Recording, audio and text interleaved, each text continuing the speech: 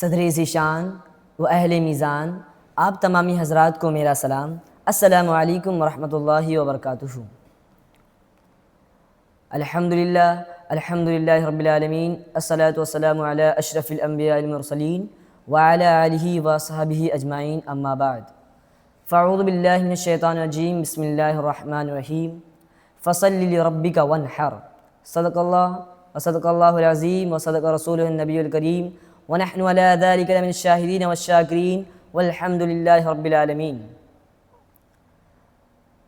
میرے اسلامی بھائیوں اور میرے پیارے دین اسلامی بھائیوں، آپ تمامی حضرات آج اس پر نور محفل میں جمع ہوئے ہیں، جس کا مقصد، جس کا ہدف صرف ایک چیز کو جاننا ہے، وہ کوئی اور چیز نہیں، وہ بس اتنا جاننا ہے کہ قربانی کس لیے کرتے ہیں اور قربانی کہاں سے شروع ہوا ہے۔ دوستو، آج میں آپ کو اس دن کے واقعات کو بتانے جا رہا ہوں جس کی گواہی قرآن دے رہا ہے، جس کی گواہی حضور صلی اللہ علیہ وسلم دے رہی ہیں، جس کی گواہی خود صحابہ اکرام اور بڑے بڑے اولیاء اکرام دے رہی ہیں۔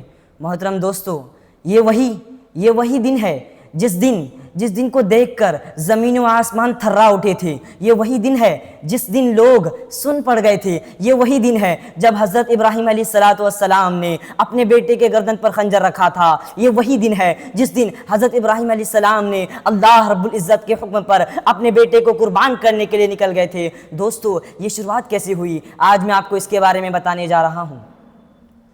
میرے پیارے دینی بھائی اسلامیوں، میں اپنی تقریر شروع کرنے سے پہلے بہتر اور مناسب سمجھتا ہوں کہ ہمارا آپ مل کر آقا انعامدار، مدینے کے تاجدار، دونوں عالم کے مالک و مختار، اللہ کے حبیب، مخلوق کے طبیب جناب احمد محمد مصطفیٰ صلی اللہ علیہ وسلم کی بارگاہ بے کس پناہ میں جھوم جھوم کر درود شریف کا نذرانہ پیش کریں۔ پڑھے باوز بلند، اللہم صلی علی سیدنا شفیعنا حبیبنا مولانا محمد بارک وسلم، صلو علیہ الصلاۃ والسلام علیہ یا رسول اللہ صلی اللہ تعالیٰ علیہ وسلم۔ یہ پیغام نظر تھا یا کہ مکتب کی کرامت، یہ پیغام نظر تھا یا کہ مکتب کی کرامت تھی؟ کس نے سکھایا اسماعیل کو آداب فرزندی؟ کس نے سکھایا اسماعیل کو آداب فرزندی؟ میرے محترم دین اسلامی بھائیوں، ایک وقت کا معاشرہ ہے کہ جب صحابہ اکرام حضور صلی اللہ علیہ وسلم کی ارد گرد بیٹھے ہوئے تھے، تب حضور صلی اللہ علیہ وسلم نے حضرت موسیٰ، حضرت ابراہیم علیہ السلام کے واقعات کو بیان کرنا شروع کیا۔ حضرت ابراہیم علیہ السلام جو کہ اللہ رب العزت کے نیک اور سب سے پیارے انبیاءوں میں سے ایک انبیاء تھے، ایک مرتبہ حضرت ابراہیم علیہ السلام اللہ رب العزت کی دعاؤں میں مشغول تھے، ان کو ذکر اذکار میں مشغول تھے، ان کی عبادت میں مشغول تھے۔ بار الہ میں ان کے ہاتھ اٹھتی ہے اور فرماتے ہیں، ربی حبلی من الصالحین، ربی حبلی من الصالحین، اے اللہ مجھے اور میری اولادوں کو مؤمن میں سے فرما دے، مجھے اور میری اولادوں کو صالحین میں سے بنا دے، مجھے اور میری اولادوں کو، آنے والی میری نسلوں کو پاکیزہ بنا دے۔ قسم خدا کی مسلمانوں، لب سے اتنی دعا نکلنی تھی کہ یہ دعا سیدھا عرش سے ٹکراتی ہے اور اللہ رب العزت ان کی دعا کو قبول کر لیتا ہے۔ بس یہی نہیں، حضرت ابراہیم علیہ السلام اس وقت یہ بھی فرماتے ہیں کہ اے میرے اللہ، مجھے ایک ایسا نیک فرزند عطا فرما جو کہ اس پوری کائنات کے لیے ایک نمونہ ہو، جو اس پوری دنیا کے لیے ایک نمونہ ہو۔ قسم خدا کی مسلمانوں، یہ بھی دعا ان کے لب سے نکلنی تھی کہ عرش سے ٹکراتی ہے اور اللہ ان کی دعا کو قبول کر لیتا ہے۔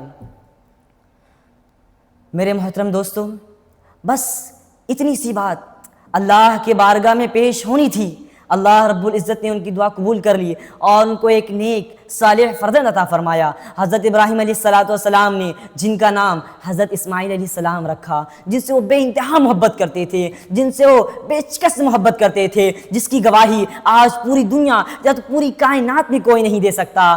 دوستو، حضرت ابراہیم علیہ السلام سے اسماعیل علیہ السلام کی محبت اتنی محبت تھی کہ اللہ رب العزت نے ایک بار فیصلہ کیا کہ میں حضرت ابراہیم کا امتحان لینا چاہتا ہوں کہ وہ مجھ سے زیادہ محبت کرتا ہے یا تو اپنے بیٹے سے محبت کرتا ہے۔ ایک مرتبہ حضرت ابراہیم علیہ السلام خواب میں اللہ رب العزت کے خواب میں ایک مرتبہ حضرت ابراہیم علیہ السلام خواب میں دیکھتے ہیں کہ اللہ رب العزت نے انہیں حکم دیا کہ وہ وہ ایک اللہ رب العزت نے حکم دیا کہ وہ ان کے لیے قربانی کرے، اللہ کی راہ میں قربانی کرے۔ قسم خدا کی مسلمانوں، صبح ہونا تھا کہ حضرت ابراہیم علیہ السلام 100 اونٹوں کو ذبح کرتے ہیں۔ پھر اگلے دن ایک اور خواب آتا ہے، اس خواب میں بھی اللہ رب العزت نے وہی فرمایا۔ پھر اگلے دن 200 اونٹ کو ذبح کرتے ہیں، اور 10 ذی الحجہ کا دن تھا جس دن اللہ رب العزت نے انہیں پھر سے ایک خواب دکھایا۔ تو حضرت ابراہیم علیہ السلام چونک گئے اور بار الہ میں گر پڑے اور کہنے لگے، اے اللہ تم سے کیا چاہتا ہے، کیا طلب کرتا ہے؟ کون ایسی قربانی میں تیری راہ میں دوں جس سے تو مجھے راضی ہو جائے؟ قسم خدا کی مسلمانوں، اللہ رب العزت فرماتے ہیں کہ تو مجھے اپنا سب سے دل عزیز اور سب سے پیارا چیز میرے راہ میں قربان کر دے۔ قسم خدا کی مسلمانوں، ابراہیم علیہ السلام سمجھ جاتے ہیں کہ اللہ رب العزت مجھ سے میرے بیٹی کی قربانی مانگ رہا ہے۔ اتنا سننا تھا کہ حضرت ابراہیم علیہ السلام حضرت اسماعیل علیہ السلام کے پاس چلے جاتے ہیں اور ان سے سارا معاذرہ پیش کرتے ہیں۔ پھر حضرت اسماعیل علیہ السلام کیا جواب دیتے ہیں؟ قربان جائے زمانہ ان کے جواب پر کیا جواب دیتے ہیں؟ یا ابتی افعل ما تؤمر ستجدنی انشاءاللہ من الصابرین۔ اتنا کہنا تھا کہ حضرت ابراہیم علیہ السلام کے آنکھوں سے اشک بار ہو جاتی ہے، ان کے چہروں پر ایک خوشحالی چھا جاتا ہے۔ دوستو، اس کا مطلب کیا تھا؟ اس کا مطلب یہ تھا، اے ابو جان، آپ کو جس چیز کا اللہ رب العزت نے حکم دیا آپ اس پر عمل کریں، انشاءاللہ آپ مجھے ثابت قدم پائیں گے۔ محترم دوستو، کہاں ایسا بیٹا ملے گا جو اپنے آپ کو قربان کرنے کو کہہ رہا ہے؟ یہ صرف حضرت ابراہیم کا بیٹا اسماعیل کا ہے جو اپنے آپ کو اللہ کی بارگاہ میں قربان کرنے کو کہہ رہا ہے، اللہ کے بارگاہ میں قربان ہونے کو اپنے ابو سے طلب کر رہا ہے۔ اللہ رب العزت کے بارگاہ میں وہ کہہ رہا ہے کہ میں تیار ہوں قربان ہونے کے لیے۔ حضرت ابراہیم علیہ السلام اسماعیل کا ہاتھ پکڑتے ہیں اور گھر کی طرف روانہ ہو جاتے ہیں، اور اس وقت گھر پر پہنچتے ہی گھر اپنی بیوی سے کہتے ہیں کہ اسماعیل کو تیار کرو، ہم شادی میں گھومنے جا رہے ہیں۔ حضرت اسماعیل علیہ السلام خوشی میں تیار ہو جاتے ہیں اور اپنے ابو کا ہاتھ پکڑ کر شادی کی طرف پہاڑوں کی طرف نکل جاتے ہیں، اپنے ابو کا ہاتھ پکڑ کر پہاڑوں کی طرف نکل جاتے ہیں۔ تو اس وقت شیطان آتا ہے اور عرض کرتا ہے، اے بیوی، کیا تو جانتا ہے تیرا شوہر تیرے بیٹے کو کہاں لے جا رہا ہے؟ اے بیوی، کیا تو جانتا ہے تیرا شوہر تیرے بیٹے کو کہاں لے جا رہا ہے؟ وہ بیوی کہتی ہے، ہاں، میرے بیٹے کو میرا شوہر شادی میں لے جا رہا ہے۔ وہ شیطان کہتا ہے، نہیں، تیرا شوہر جھوٹ کہہ رہا ہے، تیرا شوہر جھوٹا ہے، تیرے بیٹے کو وہ قربان کرنے کے لیے لے جا رہا ہے، اللہ کے راہ میں قربان کرنے جا رہا ہے۔ قسم خدا کی مسلمانوں، ان کی بیوی کیا جواب دیتی ہے؟ قربان جائے ان کی بیوی پر، کہتی ہے، اگر اس اسماعیل جیسا میرے پاس 1000 بیٹے بھی ہوتے تو میں انہیں بھی قربان کر دیتی۔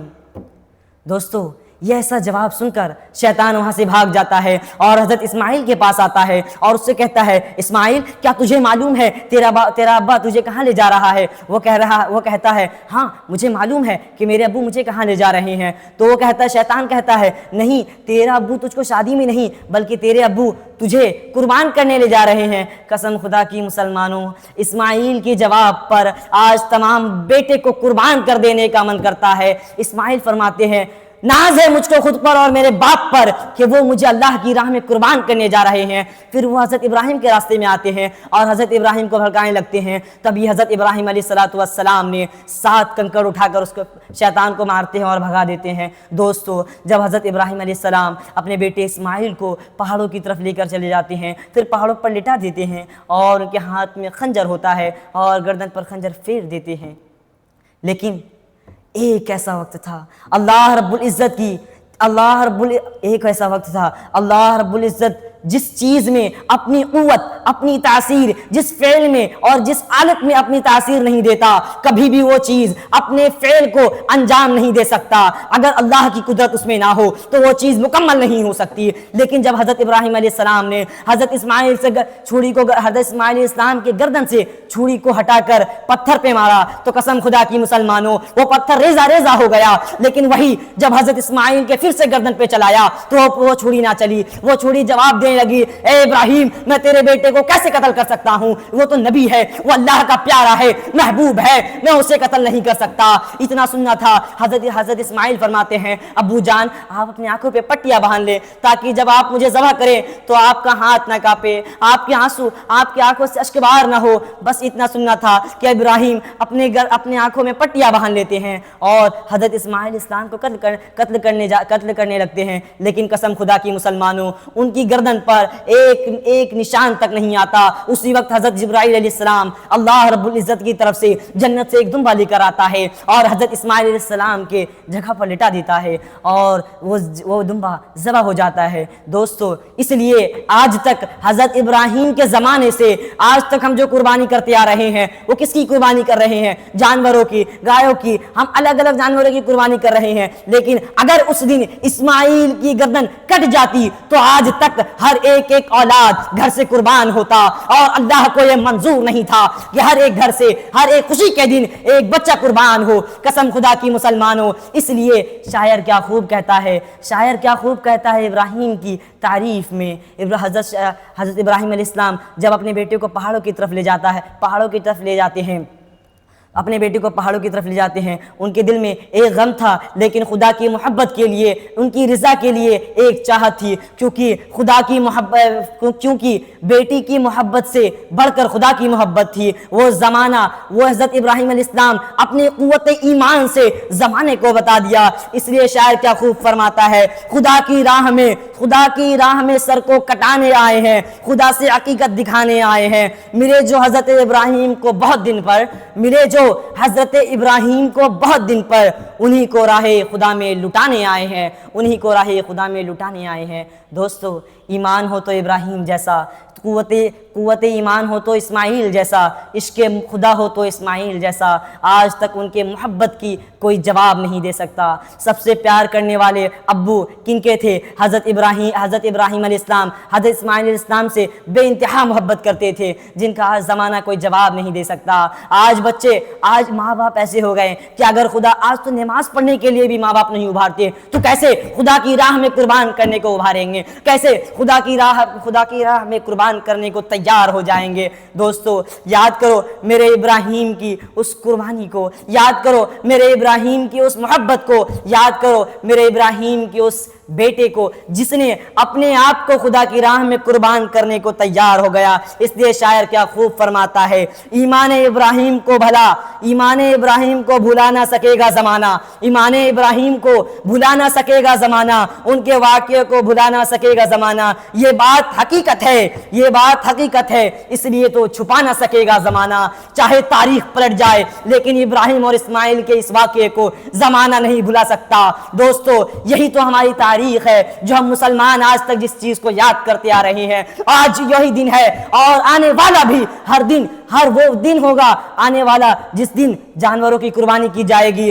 और इब्राहिम की सुन्नतों पर अमल की जाएगी। दोस्तों और वो कल का दिन वही दिन है, कल का दिन बकरीद का दिन है, जिस दिन मुसलमान अपने घर से एक जानवरों को ज़बह करते हैं। किसके लिए? अल्लाह रब्बुल इज़्ज़त की रज़ा के लिए। मेरे मोहतरम दिल अज़ीज़ साथियों, मैं आपको एक बात बता देना चाहता हूँ, क्योंकि इसमें बहुत लोग बहुत ही ज़्यादा गलतियाँ करते हैं। जैसे अगर हम छोटे जानवर की कुर्बानी कर रहे हैं तो उसमें एक लोग हिस्सा ले सकते हैं, एक लोग का हिस्सा होता है, एक के नाम पर होता है। लेकिन अगर हम किसी बड़े जानवर को, जैसे कि गाय, भैंस, इन सब जानवरों को अगर हम कुर्बान कर रहे हैं तो उसमें 7 लोग हिस्सा ले सकते हैं और उन सातों का नियत एक ही और खालिस होनी चाहिए, वो सिर्फ लिल्लाही के लिए। अगर उनकी नियत, किसी एक की भी नियत ये होती है कि दिखावे के लिए, खाने के लिए, या तो फिर किसी चीज के लिए भी हो, अगर उनकी नियत अगर खुदा के राह से भटक गई तो कसम खुदा की मुसलमानों वो कुर्बानी मानी नहीं जाएगी, वो कुर्बानी रद्द कर दी जाएगी और उन्हीं के मुंह पर फेंक दी जाएगी।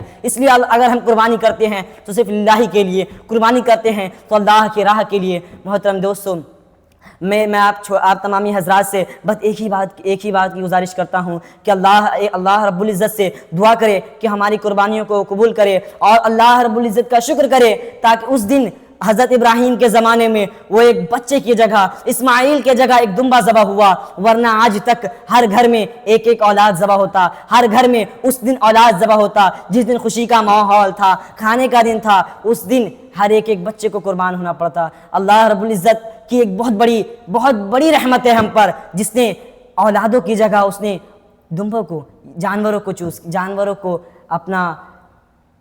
کو اپنا حصہ بنایا اور جانوروں کو قربان ہونے کا حکم دیا۔